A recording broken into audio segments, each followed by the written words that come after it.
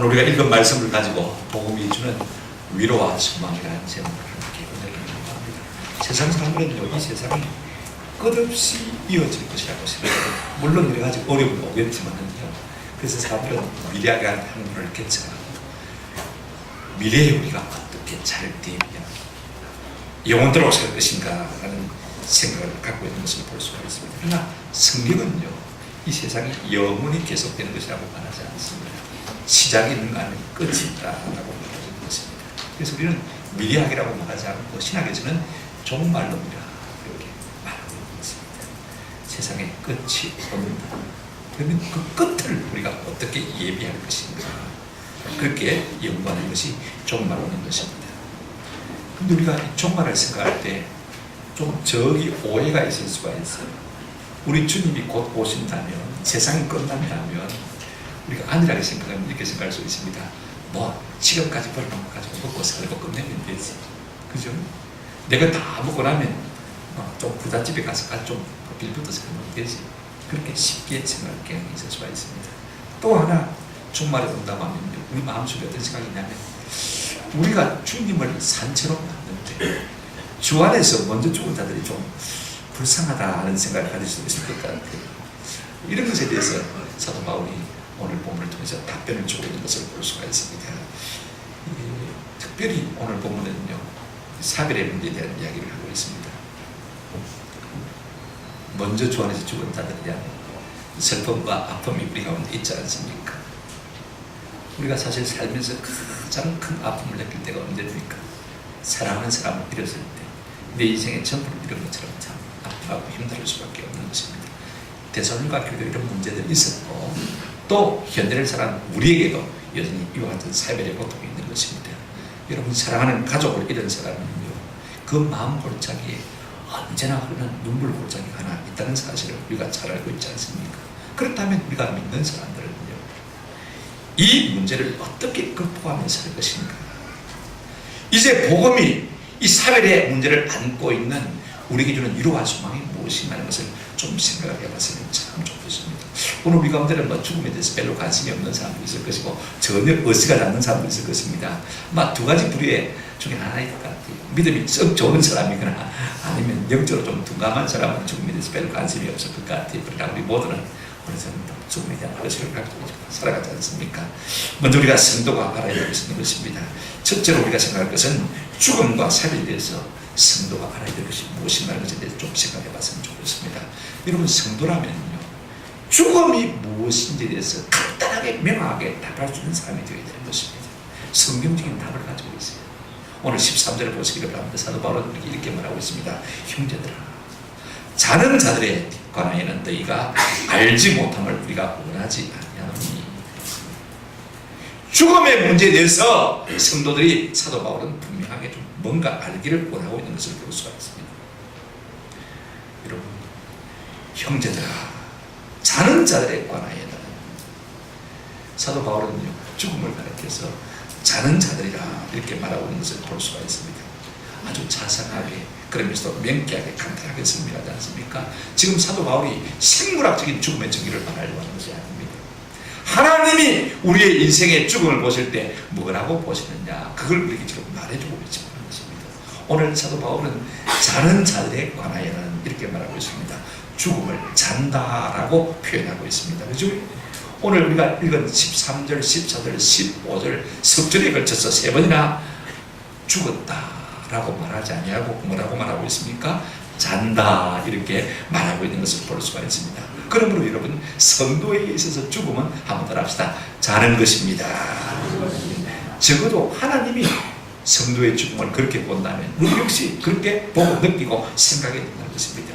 사도 바울만 우리에게 그렇게 말하는 것이 아닙니다. 우리 예수님도 이 땅에 계실 동안에, 여러분, 회당장 야이로의 딸이 죽었지 않습니까? 12살 먹는 딸이 실험실 말다가 금방 죽었거든요. 그때 우리 예수님께서 마태복음에 보면 이렇게 말씀하셨습니다. 9장 24절에 이르시되 물러가라. 이 소녀가 죽은 것이 아니라 만다 잔다 하시니 그들이 맺다 비웃었다. 죽었는데 잔다 하는 거예요. 죽은 거 자는 것도 분간 못하나? 사람들이 어이가 없어서 비웃었다. 그러나 주님의 시각으로 볼 때는 죽은 것이 아닌 거예요. 똑같은 내용이 마가복음에도 있습니다. 5장 39절에 보면요, 들어가서 그들에게 이르시되 너희가 어찌 떠들며 우느냐. 이 아이가 만 것이 아니라 죽은 것이 아니라 만다고요? 잔다. 죽인 거예요. 그 당시 사람들에게는 어떻게 죽은 것을 잔다고 할 수 있느냐. 누가복음에도 마찬가지예요. 8장 52절에 모든 사람이 아이를 위하여 울며 통곡하며 예수께서 이르시되 울지 말라. 죽은 것이 아니라 만다 잔다. 울지 말라. 울지 말라. 잔다. 여러분, 스데반이 유대인들에게 크게 비참하게 돌에 맞아 죽지 않습니까? 근데 사도행전 7장 60절에 보게 되어지면 그 비참한 죽음을 너무나 감미로운 단어로 표현하고 있는 것을 볼 수가 있습니다. 한번 같이 따라해 보실까요? 이렇게 말하고 있습니다. 한번 따라합시다. 이 말을 하고 잔이라 잤다, 이렇게 말하고 있습니다. 아버지, 어쩌들을 쌓여 주옵소서. 내 영혼을 주께 얻다가나이다. 이 말을 하고 스데반이 잤다, 그렇게 표현하고 있습니다. 그럼 우리가 집안에서 사별을 경험하면 말할 수 없는 격한 슬픔에 우리가 방성대고 할 수밖에 없는 것입니다. 그러나 주님이 보실 때는요, 그것이 죽은 것이 아니라 자는 것입니다. 몇 분 후에 깨든지, 몇 시간 후에 깨든지, 며칠 후에 깨든지, 몇 년 후에 깨든지, 아니면 몇백 년 후에 깨든지, 언젠가는 생명의 중환자되신 주님께서 너희 깨울 수 있는 능력이 있기 때문에 주님이 보실 때는 뭐 하는 것입니까? 자는 것이에요. 아멘. 우리가 볼 때는 죽은 것이지만 단지 짧게 잘 것인가 길게 잘 것인가 차이가 있을 뿐인 것입니다. 여러분, 다윗은 과거에 아들이 죽어서 이제 상내가 나갑니다. 이틀째 조상을 쳤는지 사흘째 조상을 쳤는지 알 수가 없습니다만요, 그 상녀를 우리 주님께서 붙들어 세우시고 청년아 일어나. 그러니까 그 청년이 죽은지 이틀든지 살든지 알 수가 없지만 일어나 앉는 것을 우리가 볼 수가 있습니다. 여러분, 나사로는 죽어 장사되어서 무덤에 들어간 지가 나흘이 됐다고 했습니다. 그 무덤 앞에 가서 우리 주님 뭐라고 했습니까? 나사로야 일어나 나오너라 라고 주님 외치시니 그가 나오는 것을 우리가 볼 수가 있습니다. 그러므로 생명의 주께서 죽은 자 앞에서 그를 부르시면 일어나는 놀라운 은혜가 있게 될 줄로 믿습니다. 그러므로 예수님께는요, 죽은 것이 아니라 뭐 하는 것입니까? 자는 것입니다. 야야 일어나라 그러면 일어나는 것입니다. 그러므로 자는 것은 쉰다는 것이요, 다시 깨닫는 것을 전제라고 하는 것을 볼 수가 있습니다. 여러분, 영어로 공동묘지를 시메트리라고 그러는데요, 원뜻은 그렇습니다. 한번 따라합시다. 잠자는 것. 호텔만 잠자는 것이 아니고 여러분, 공동묘지도 잠자는 것입니다. 주님의 시각으로 보면 언젠가는 불러서 일으킬 때는 그들도 일어나겠기 때문에 잔다, 그렇게 표현하고 있습니다. 그러므로 여러분, 우리 성도의 죽음이 자는 것이라면요, 믿지 않고 소망이 없는 자처럼 그렇게 유별나게 슬퍼할 이유가 전혀 없습니다. 13절 하반절을 우리가 한번 같이 봅니다. 이는 부드럽게 보십시다. 시작. 이는 소망 없는 다른과 같이 슬퍼하지 않게 하려니라. 여러분, 죽음이 끝이라고 생각하는 사람은요, 어떻습니까? 끝이기 때문에 말할 수 없이 슬픈 거예요. 이런 다시의 얼굴을 보거나 말하거나 듣거나 만지거나 할 수가 없으니 여러분, 얼마나 불행한 것입니까?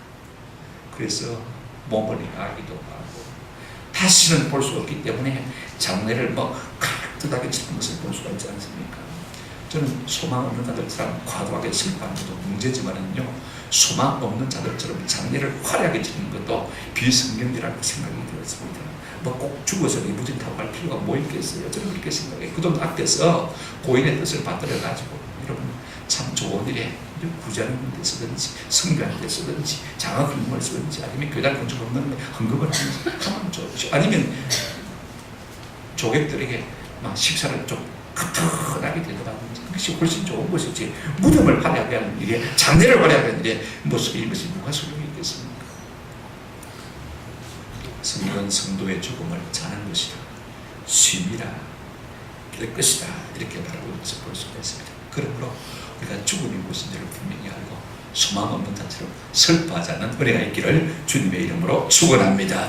이어서 사도 바울은 우리에게 말씀한 것이 무엇이냐면요, 그러면 종말이 어떻게 될 것인가 하는 것에 대해서 말하고 있습니다. 여러분, 종말 교리를 오늘 우리는 잘 모릅니다. 옛날에는 교회들마다 부흥집회하면 종말론, 재림 엄청나게 이야기했는데 요즘 사람들은요, 종말 재림하면 어디 달나라 이야기 듣는 것처럼 그렇게 되는 경우를 참 많이 볼 수가 있습니다. 여러분, 이 땅에 천년만년 이어진 것은 결단이 아닙니다. 시작이 있었습니까? 끝이 있습니다. 창조가 있습니까? 종말이 있습니다. 이것이 기독교 역사가 있는 것입니다. 시간은 앞으로 계속 해서 나아갑니다. 시작이 있었습니다. 언젠가는 끝이 있을 것이기 때문에 이 땅은 죄로 말미암아 사망이 왕노릇하는 땅입니다. 여러분, 그래서 영혼을 또 불사도 다 죽습니다. 죽지 않는 사람 한 사람도 없습니다. 선인도 죽고 악인도 다 죽습니다. 그러나 이것으로 끝나버리는 것이 아닙니다. 다시 영혼을 이어지는 놀라운 역사가 있는 것을 우리가 성경을 통해서 보게 되었습니다. 이 땅에 참 문제가 많습니다만은요, 특별히 그 문제 가운데 가장 고통스러운 문제가 사별의 문제 아닙니까? 그러나 이 문제도 만왕의 왕 되신 주님께서 다시 강림하시면 다 해결될 줄로 믿습니다.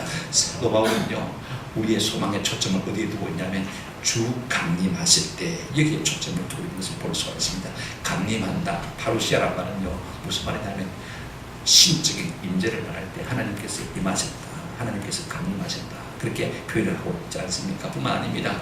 어떤 왕들이 다른 나라에 가서 방문할 때 이것을 갖다가 강림이라 이렇게 표현하고 있는 것을 볼 수가 있습니다.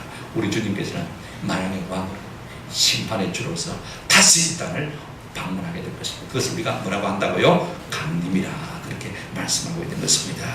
우리는 이때 모든 문제에 대한 응답을 받게 될 것입니다. 사도 바울은요, 이와 같은 믿음의 근거를 세 가지로 오늘 본문을 통해서 들고 있는 것을 볼 수가 있습니다. 여러분, 14절 먼저 한번 보실까요? 상반절만 읽어보고 있습니다. 우리가 시작. 우리가 예수께서 죽으셨다가 다시 살았음을 믿을진대. 여기까지만 읽겠습니다. 우리가 예수께서 죽으셨다가 다시 마셨다고요? 살아나심을 믿을진대 그랬습니다. 여러분, 예수님의 죽으심과 다시 사심은요, 더 이상 축소할 수 없는 기독교의 핵심 복음인 것입니다. 예수님이 우리 죄를 마시고요, 죽으시고 우리가 죄사함을 받고 다시 사심으로 말미암아 우리가 어떻게 해요? 영원한 생명을 얻는 것. 이것이 사도들이 전한 복음이요, 교회가 믿는 믿음의 도리인 것입니다. 참 중요해요. 우리 예수님, 우리의 모든 죄를 대속하시기 위해서 십자가에 죽으셨잖아요. 그리고 우리에게 영원한 생명을 선물하시고 어떻게 하셨다고요? 다시 사셨다. 이것이 기독교의 복음 중의 복음인 것입니다.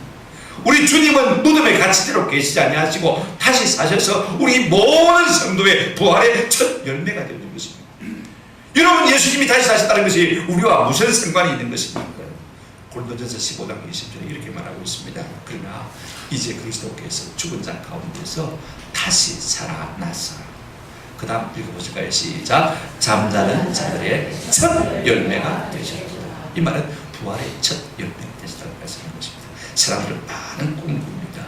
불가능한 일을 꿈꾸는 것을 볼 수가 있습니다. 하늘을 날아봤으면 좋겠고, 저 깊은 심해 속을 한번 내가 탐험을 해봤으면 좋겠고, 달나라에 가봤으면 좋겠다. 사람들은 다 막연하게 꿈을 꿉니다만, 어떤 사람들은 그 꿈꾼 바를 이루어버리고 노력을 많이 한 것을 볼 수가 있습니다. 라이트 형제는 말입니다. 한번 날아봤으면 좋겠다. 그래가지고 가슴 연구 끝에, 천신만고 끝에 겨우 몇 미터 날아보지 않습니까? 그것이 시초가 되어서 오늘 사람들은 하늘을 마음대로 서울서 미국까지도 왔다 갔다 그럽니다. 이제는 나는 것이 꿈이 아니라 뭐가 됐습니까? 상식이 되어버린 것을 볼 수가 있습니다. 달나라에 간 것도 이제는 아폴로 11호가 처음 달에 도착함으로 말미암아서 막연한 꿈이 아니라 뭐가 됐습니까? 이제는 갈 수 있는 확신과 상식이 되는 것을 볼 수가 있습니다. 여태까지 아무도 죽은 자 가운데서 다시 살아난 자가 없습니다. 그런데 우리 주님께서 죽으시고 다시 사심으로 말미암아 모든 믿는 사람의 부활에 뭐가 됐다고요? 첫 열매가 되시다는 것입니다. 처음 열매가 되시다. 이 말이 무슨 말인 것입니까? 이제는 부활한다는 것, 다시 사는 것이 막연한 우리의 기대와 소망이나 꿈이 아니라 이제는 이것이 우리의 뭐가 됩니까? 상식이 될 줄로 믿습니다. 아멘. 주님이 다시 하심으로 우리도 주 안에서 말 수 있습니까? 다시 살 수 있다. 이것이 우리의 믿음의 신조 첫 번째인 것입니다.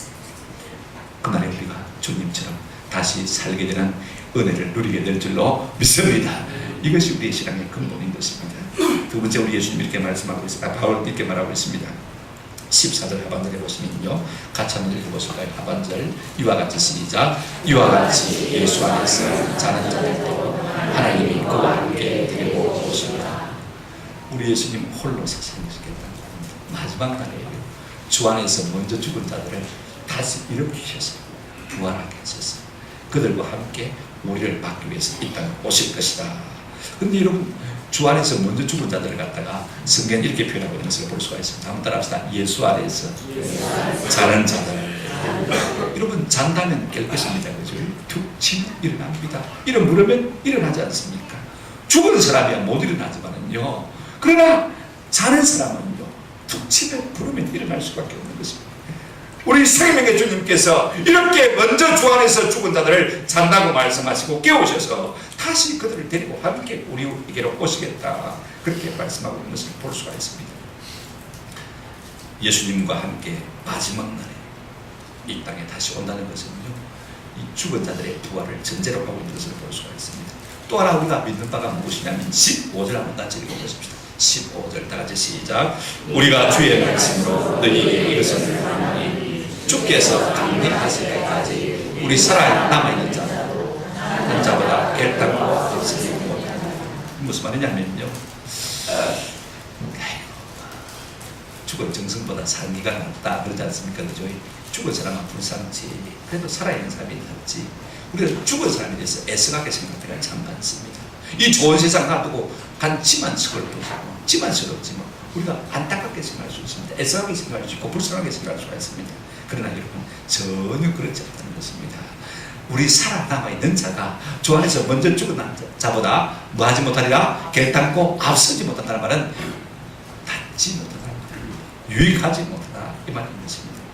제 친구가 고등학교 졸업하자마자 삼천학교 입교를 했어요. 우리가 막 놀렸습니다. 뭐 하려고 군대 빨리 가는데? 미쳤나? 고생하는데 말라고 하고 싶나? 여러분, 뻔한 고생인데 초등학교 졸업하다 말다 가십니까? 여러분 얼마나 고생이 되겠습니까? 한번 생각해 보십시오. 그래서 제가 7년 후에 신학교 졸업하고 군복으로 왔습니다. 중위를 달고 공수교육을 받고 이제 공수교육을 먼저 받았으니까 참 그때 마음에 생각이 들어요. 이야, 공수교육 가는 사람들 때문에 위문을 내요. 제가 공수교육 10월달에 받았는데 가장 좋은 계절에 받는데도요 얼마나 힘든지 우리 여단장님이 유문을 받았어요. 그때 돼지보상을 갖고 왔는데 세상에서 그렇게 마실 수가 없더라고요. 그 한 오후 내내 한 시간이 얼마나 달콤한 휴식이 됐는지 나도 저렇게 해서 좀 위로를 해야 되겠다. 그러고 11월 달에 이제 제가 공수교육을 딱 10월 달에 마치고 유문을 갔는데 제일 앞자리에 뭔가 낯익은 친구가 있는 거예요. 이상하다. 조교보고 야, 저 친구 기록이 뭐야? 일본 교육생 기록이 뭐야? 했더니 소리가 나는 겁니다.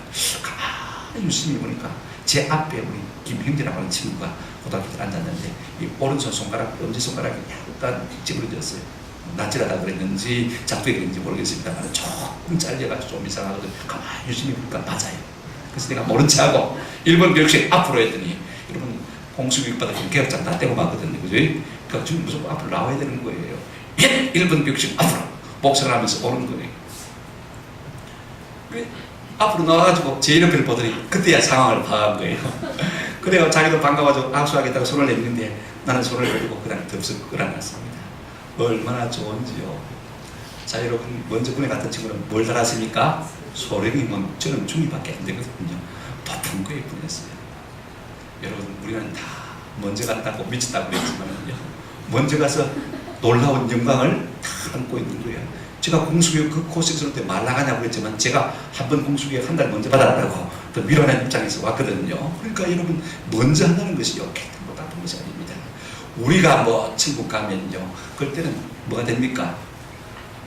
우리 앞서간 사람들이 천국 가면 고참이고 우리는 뭐예요? 신참이에요. 그러니까 우리가 죽은 사람에 대해서 너무 애석하게 생각할 필요가 전혀 없는 거예요. 그분들이 오히려 우리를 위로하고 기뻐하고 영전하고 받아주실 줄로 믿습니다. 우리가 가면 우리 함창규 집사님이 목사님 왔으니까 먼저 와 계시니까 천국을 이리저리 안내하실 것 같아요. 아멘. 예, 그러니까 우리가 애석하게 생각할 필요가 없는 거예요. 오늘 이 모든 사실들이 사실이거든. 이 말씀으로 말미암아 위로받는 은혜가 있기를 주님의 이름으로 축원합니다. 근데 우리는 종말에 대해서 너무 모르고 있어. 종말 프로그램이 어떻게 진행될 것인지 성경을 읽으면서도 잘 모르고 있습니다. 사도 바울이 이제 이 마지막 우리 주님이 강림하실 때 어떤 일들이 우리 앞에 이루어질 것인지에 대해서 6절부터 17절까지 우리에게 말해주고 있습니다. 네 가지로 말해주고 있는데 먼저 한번 본문을 읽어보실까요? 16절부터 17절까지 한번 같이 읽어보시겠습니다. 다 같이 시작. 주께서 호령과 천사의 소리로 하나님의 나팔 소리로 친히 영으로부터 강림하시니 그리스도 안에서 죽은 자들이 먼저 일어나고 그 위에 우리 살아가는 자들도 그들과 함께 구름 속으로 끌어올려 공중에서 주를 영접하게 하시니 그리하여 우리가 항상 주와 함께 계십니다. 네 가지로 우리에게 종말 프로그램에 대해서 간단하게 정의를 해주고 있습니다. 네 가지 R입니다. 영어로 R, 포 R입니다. 여러분 간단하게 정리하시면 좋겠고 주부에 초안이 나와 있으니까 참고해 주시기 바랍니다. 우리 주님이 강림하실 것이고 그 다음에 먼저 죽은 자들이 다시 살아날 것이고 이 땅에 살아남아있는 우리가 공중으로 들어올릴 것이고 이걸 휴가라고 그러지 않습니까? 그죠? 그 다음에 공중에서 우리가 그들과 만나서 재계약되는 놀라운 일이 있을 것입니다. 첫째, 여러분 R이 무엇이냐면요, 간단합니다. 리턴입니다.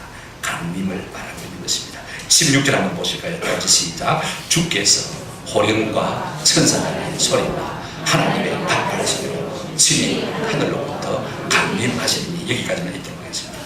보십시오. 우리 주님께서 이제 부활 성천하셨지 않습니까? 하늘 보좌에 계시다가 다시 뭐 하신다고요? 강림하신다, 리턴하신다, 돌아오신다는 것입니다. 여러분 오늘 본문에 보면요 이렇게 말씀하고 있습니다. 하나님의 나팔 소리로 친히 그랬습니다. 친히. 주님 아닌 다른 분이 오는 것이 아니고 날 사랑하사 날 위하여 십자가에 돌아가신 그 주님께서 친히 우리 가운데로 다시 오시게 될 줄로 믿습니다. 그분이 오실 때 여러분 이 땅에 사시던 모습이 아니 영광스러운 모습으로 오게 될 것입니다. 보십시오. 주께서 호령과 천사장의 소리와 나팔 소리로 영광스럽게 말했습니다. 여러분 군의 지휘관이요, 연명장에 탁 보게 되면 차 타고 저만 오시면 빰빠라빰빰빰빰 하고 나팔이 울려붙습니다. 여러분 그 딱 줄 서 있으면요, 열병에서 조율해 있으면요, 그 분위기가 얼마나 엄숙하고요, 얼마나 감격무량한지. 우리 주님은 그렇게 영광스럽게 나팔 소리 가운데서 이 땅에 다시 오게 될 줄로 믿습니다. 마태복음 24장 30절에 예수님은 그때 인자의 징조가 하늘에서 보이겠고 그때 땅의 모든 족속이 통곡하고 세상의 높은 사람들이 주님 다시 오실 때 다 통곡할 것입니다. 그 다음 말씀이 참 중요합니다. 그들이 인자가 구름을 타고 능력과 그 다음 뭐라고 했습니까? 큰 영광 오는 것을 보리라. 할렐루야. 우리 주님이 나팔 소리 가운데 우리를 영접하기 위해서 다시 오실 때 우리는 말할 수 없는 감격 속에서 주님을 맞게 될 줄로 믿습니다. 근데 그 주님이 오실 때 어떻게 오시냐고 하냐면요, 다 모든 사람이 눈으로 볼 수 있게 오신다고 했습니다. 사도행전 1장 11절에 천사들은 이르되 갈릴리 사람들아 어찌하여 서서 하늘을 쳐다보느냐, 이 예수는 하늘로 가심을 본 그대로 오시리라 했느니라. 그 다음에 요한계시록 1장 7절 같이 한번 읽어보십시오. 시작. 볼지어다 그가 구름을 타고 오시리라. 각 사람의 눈이 그를 보겠고 그를 찌른 자들도 볼 것이요 땅에 있는 모든 족속이 그로 말미암아 애곡하리니 그를 말이라. 다 볼 것입니다. 초등학교 때 제 친구가 성경 공부한다고, 교회도 안 가는데 어떻게 성경 공부하냐, 참 궁금하더라고요. 나중에 중학교 와서 알고 보니까 여호와의 증인이에요. 토요일인가 뭐 시험 치고 하고 그러더라고요. 그리고 예수님이 이미 왔대요. 어떻게 왔는데? 제가 그랬습니다. 한번 따라합시다. 나도 모르게 왔나? 한번 따라합시다. 나도 못 봤다.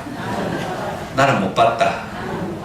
여러분, 어떤 이단들이요, 주님이 여기에 재림했다, 저기에 재림 해도 믿지 않는 거리가 있기를 축원합니다. 왜냐하면 내가 볼 수 있게 오신 거예요. 아멘? 이단들이 그러면요, 한번 따라합시다. 나는 못 봤다. 그게 답입니다. 아시겠죠? 모든 사람이 다 눈으로 말 것이요, 볼 것이 공개적으로 오신다는 것이. 오늘날 우리가 다 볼 수 있는 준비가 되었습니다. 인터넷으로, 스마트폰으로, TV로, 인터넷으로 다 볼 수 있는 준비가 되어 있습니다. 모든 TV들이 다 중계할 것입니다. 아멘? 그러니까 어떤 사람이 재림주로 와서 어떤 이적을 해가고 어떤 능력을 한다고 할 때 여러분 내가 봤습니까? 못 봤습니까? 못 봤으면 진짜입니까? 거짓입니까? 거짓인 것입니다. 모든 사람이 보게 올 것입니다. 그러므로 재림주가 와서 여기 있다 저기 있다 해도 믿지 말 것입니다. 우리 주님은 만왕의 왕이시기 때문에, 만주의 주시기 때문에 모든 사람이 눈으로 보게 오실 것입니다. 이렇게 주님의 강림이 있을 것이고, 그 다음에 놀라운 것은요, 이렇게 말하고 있습니다. 16절 하반절에 보게 되어지면 그리스도 안에서 제일 밑에 보시는 겁니다. 죽은 자들이 마고요 먼저 일어나고, 여기는 죽은 자들이라고 표현했습니다만 앞에는 예수 안에서 많은 자들이라고 했으니까 자는 자들이라고 했습니다. 여러분 어떻게 일어날 수 있는지에 대해서 우리가 알 수가 없습니다만 고린도전서 15장 51절부터 54절까지 얼마나 감격스러운 말씀이 있는지 몰라요. 보라 내가 너희에게 비밀을 말하노니. 여러분 비밀이라는 것은요 아무에게나 말하는 게 비밀이 아닙니다. 사랑하는 사람에게만 기속말로 말하는 것이 비밀입니다. 우리가 다 잠잘 것이 아니요 마지막 나팔에 순식간에 고열이 다 변화되리니 나팔 소리가 나면 죽은 자들이 썩지 아니할 것으로 다시 살아나고 우리도 변화되리라. 이 썩을 것이 반드시 썩지 아니함을 입겠고 이 죽을 것이 죽지 아니함을 입으리로다.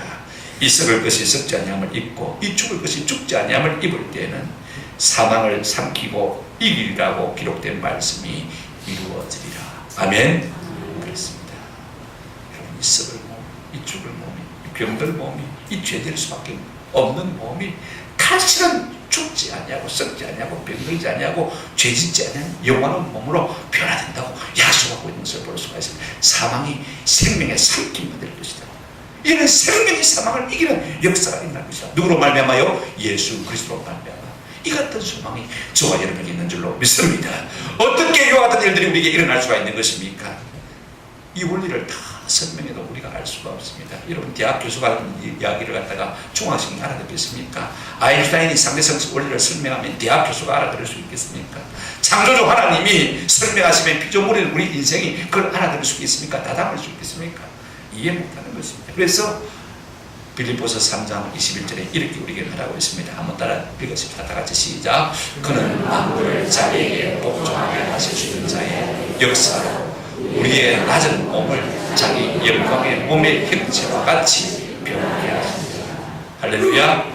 우리의 낮은 몸, 죽을 수밖에 없는 몸, 죄질 수밖에 없는 몸, 병들 수밖에 없는 몸이지만 이 몸을 우리 주의 영광스러운 몸과 같이 마게 하시리라, 병케 하시리라. 무슨 능력으로요? 만물을 자기에게 복종하게 하시는 창조주의 권능과 능력과 역사로 우리에게는 없는 개념이 창조주의 권능과 능력을 가지고 우리를 너무나게 그렇게 변화시켜 주시는 것입니다.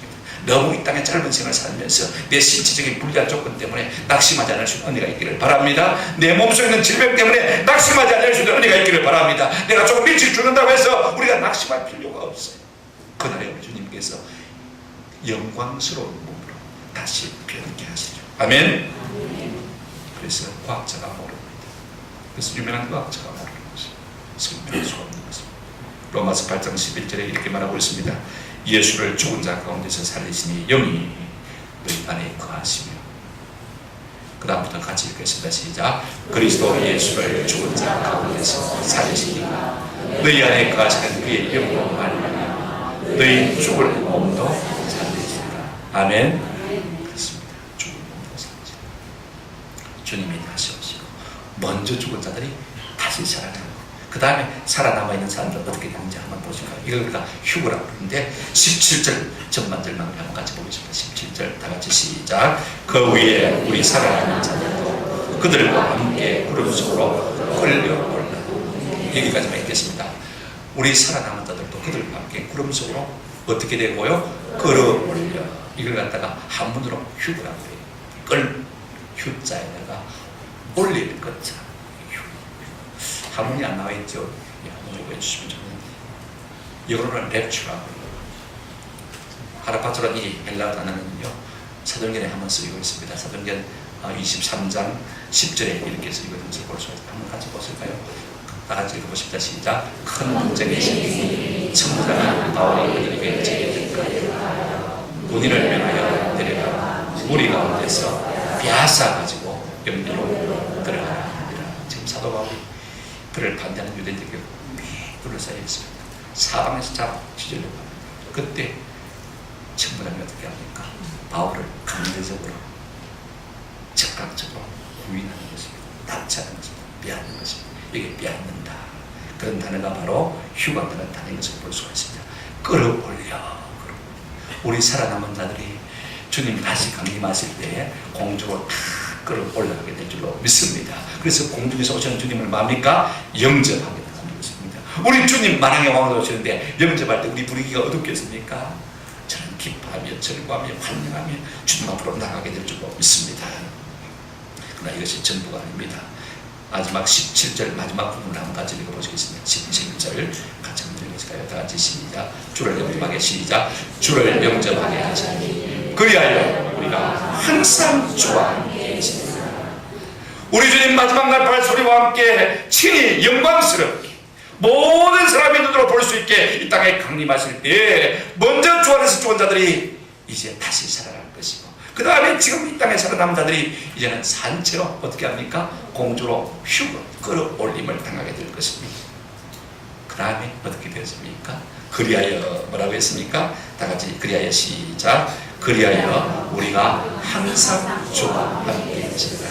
할렐루야. 그게 하나가 이루어지는 것입니다. 요한계시록 21장 인사들이 모든 눈에서 눈물을 닦아주시고 다시 사망이 없고 애통하는 것이다 고하는 것이다 한 것이 다시 있지 않아요. 처음 것들이 다 지나갔습니다. 할렐루야. 이 같은 놀라운 생명의 역사가 우리 가운데 일어나는 것입니다. 그래서 사도 바울은 자신의 확신을 5장 10절 한다는 것이면 거기서 다시 이렇게 말하고 있습니다. 예수께서 우리를 위하여 죽으사 우리로 하여금 깨어있든지 자든지 자기와 함께 살게 하려 하셨느니라. 아멘.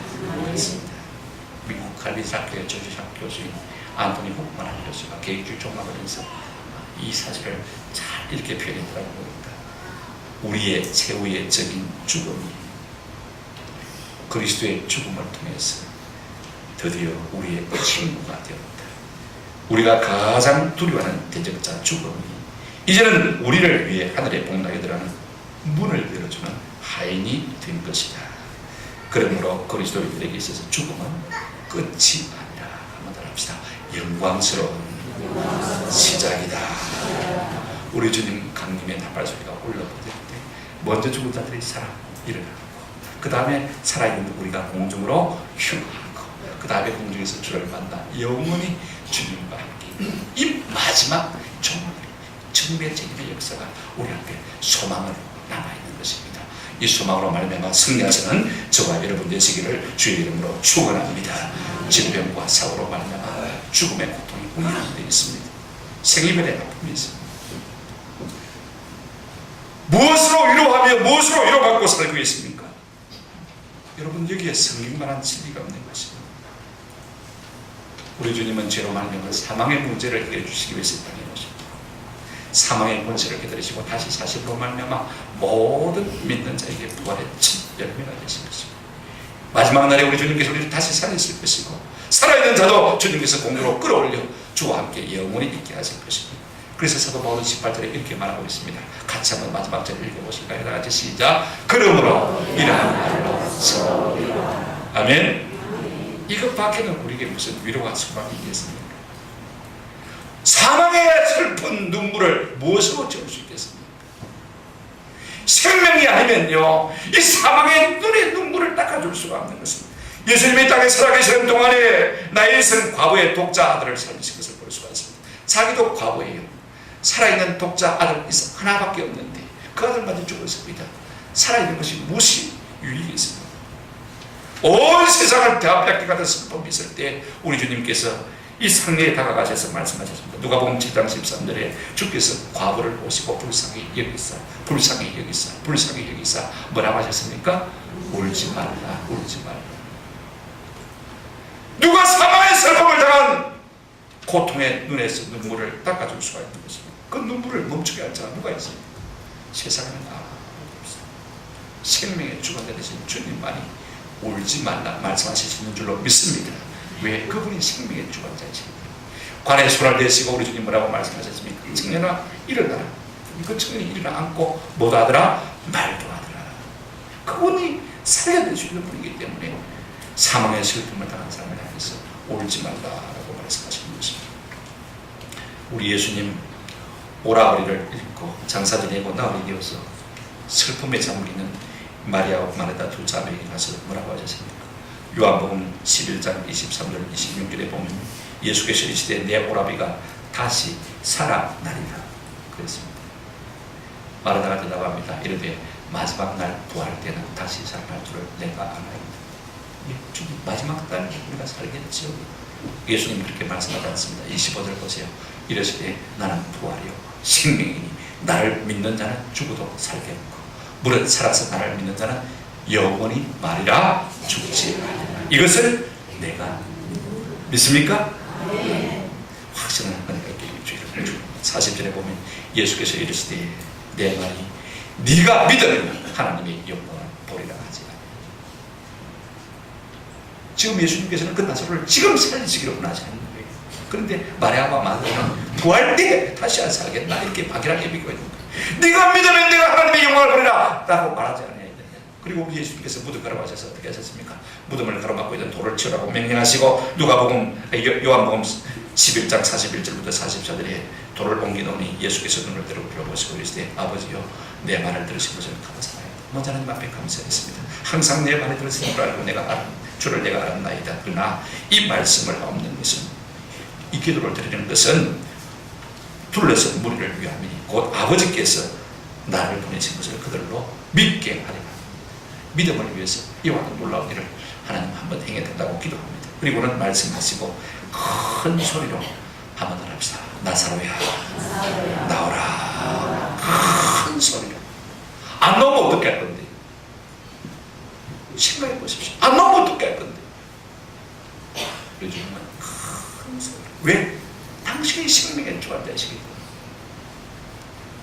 그랬더니 여러분 어떤 일이 났습니까? 죽은 자가 수족을 배로 동인 채로 뒀는데 그걸 부른 수고인 사람들아, 예수께서 이르시되 풀어놓아 하늘에 가르치니라.